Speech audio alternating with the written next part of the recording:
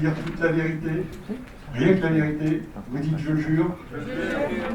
Parfait. Allez-y. Mes collègues et moi-même avons aujourd'hui 2 pièces à conviction à vous présenter, une revue de presse et une enquête. Parmi les 5 articles courts et coup de cœur, 8 sont neutres, 8 sont en faveur de l'entreprise libérée, 11 sont neutres et 5 sont en défaveur. On a aussi les témoignages des victimes qui se disent que elles se retrouvent maintenant avec plein de gens qui ont l'air heureux et qu'elles doivent faire aussi semblant d'être heureuses au travail alors qu'elles ne le sont pas vraiment. Alors le vice finalement, il est peut-être moins dans le point américain parfois que dans la manipulation psychologique et on est bien plus libre sur la route que derrière son établi. Engagez-vous. Bon, faut pas chialer non plus, messieurs, dames, ça a permis à certains de rêver qu'ils pourraient travailler libre. Ça a été leur petit moment de bonheur, comme Lulu la Nantaise, au 25 de la rue Saint-Denis, qui me raconte ses malheurs et ce qu'elle fera avec l'argent qu'elle plante quand je le revisite.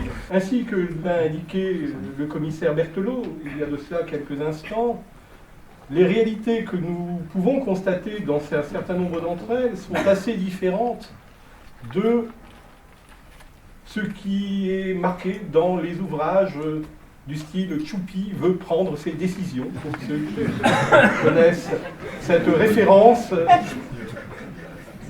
Bon, je vous le dis tout de suite, nos expertises sont assez claires. Nous répondons oui, il faut libérer l'entreprise.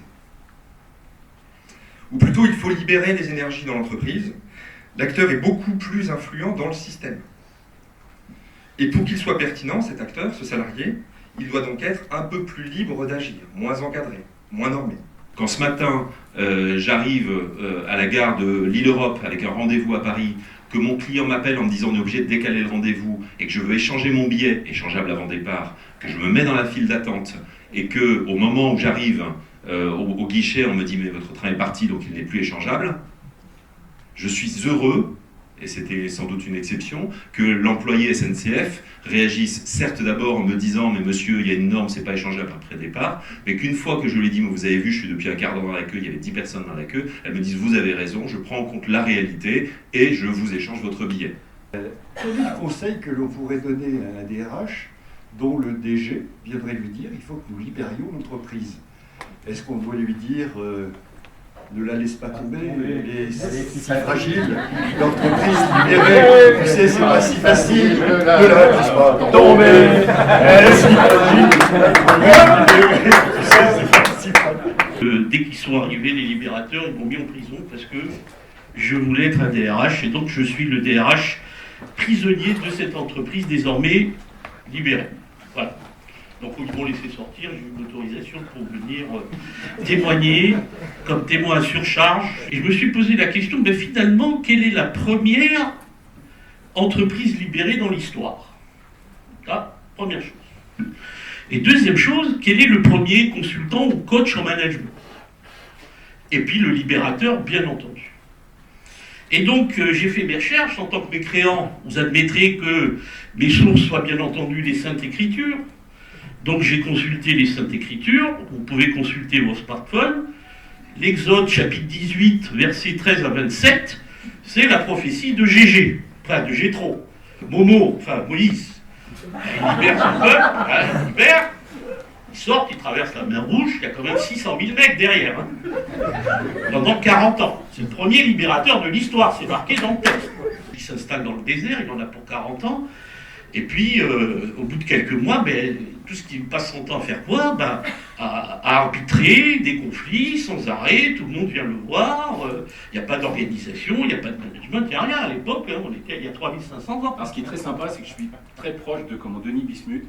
Alors Denis, c'est quand même l'avocat de la défense, et moi je suis un mécréant, donc je fais partie des gens qui, globalement, cartonnent l'entreprise libérée à longueur de réseaux sociaux. Je suis ravi qu'on soit l'un à côté de l'autre aujourd'hui. Pour me présenter, j'aime bien citer Mao Tse-tung. Qu'on ne cite pas assez, à mon avis. En fait, vous savez qu'il utilisait beaucoup des slogans pour faire passer ses messages. Et notamment, un de ses slogans que j'aime beaucoup, c'était « il faut marcher sur les deux jambes ». c'est vrai que c'est une bonne idée, c'est quand même plus pratique pour avancer. Et donc l'idée à l'époque, c'était de dire, il y avait le débat, est-ce qu'il faut privilégier l'industrie ou l'agriculture? Et donc son idée, c'était de dire qu'il fallait à la fois faire de l'agriculture et de l'industrie. Quand j'étais plus jeune, j'aimais beaucoup les cours de philosophie. Et ce que j'ai retenu des cours de philosophie, c'est que c'est pas toujours les réponses qui comptent, mais c'est beaucoup les questions. Et poser les bonnes questions, c'est déjà faire la moitié du chemin.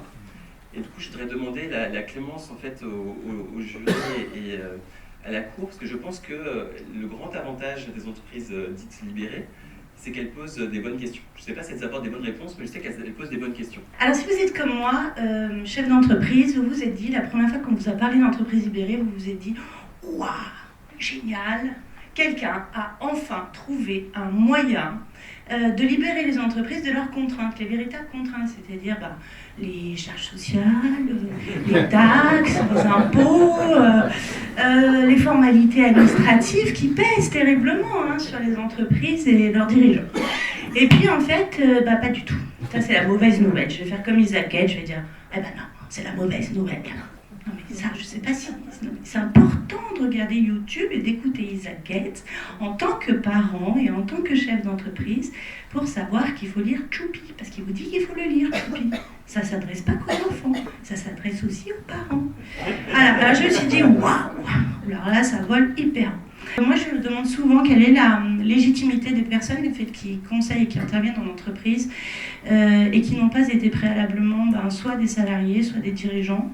Alors, nous, bas du plafond que nous sommes syndicalistes, on se méfie de toutes ces modes que l'on plaque comme ça, et c'est pour ça que nous nous sommes portés partie civile, monsieur le procureur, parce qu'on voulait que ce procès soit fait en toute transparence. Qui va protéger éventuellement l'équipe quand la pression, par exemple, des clients ou de la direction devient excessive?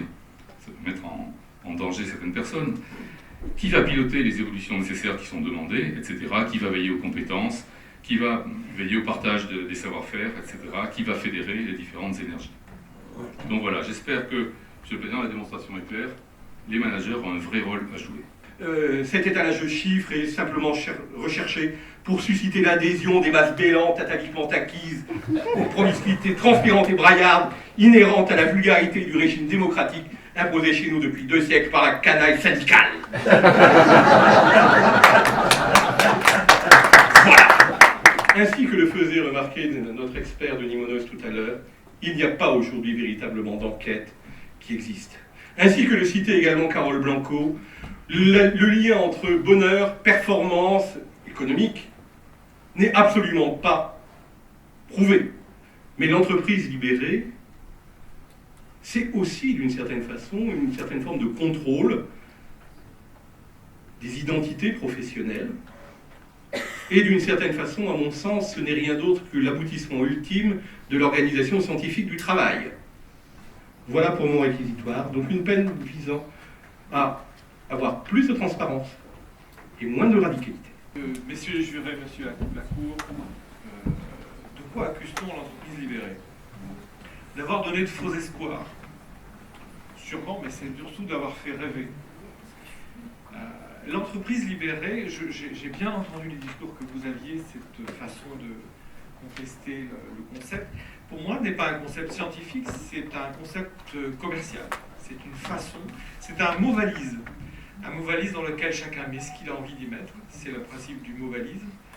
Et le principe du mot valise, c'est ça qui permet de partir en voyage. Ce qu'on peut voir d'intéressant, c'est que l'entreprise libérée a été à l'origine du moins d'un mouvement. C'est ça qui était le plus intéressant.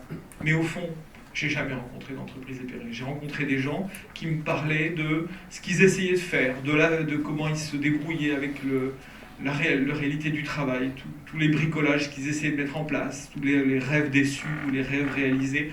Au fond, qu'est-ce qui me parlait de la vie? Et de quoi on peut accuser la vie, comment on peut juger la vie et à quoi on peut condamner la vie, les bricolages du quotidien. Moi, je ne vois pas. Mesdames et messieurs les jurés, ça va être à vous de décider. L'entreprise libérée est-elle coupable des chefs d'accusation que le procureur vous a cités? A-t-elle des circonstances atténuantes? En fait, je vous pose la question, et vous avez 3 possibilités de réponse. Elle est coupable, elle est non coupable, ou moitié-moitié.